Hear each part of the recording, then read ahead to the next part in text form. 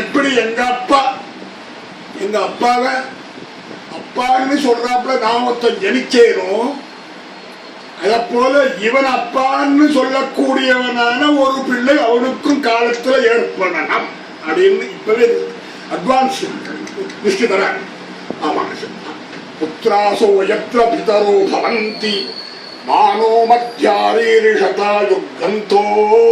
அது வரைக்கும் இவனுக்கு எந்த ஒரு சரீர சிரமமும் வராம காப்பாத்தோம். அதற்கு மேல எல்லாமே நன்னா இருக்கு, அது இருக்கு, இது இருக்குல்லாம் சொல்லிட்டோம். நல்ல கெட்டிக்காரனா அவன் இருக்க வேண்டாமா? அதுல அயர்வாள் எப்படின்னா நல்ல வசதி உள்ளவர், அழகா இருக்கார், மனுஷன் எல்லாரும் பந்துக்கள் எல்லாரும் நல்லவா.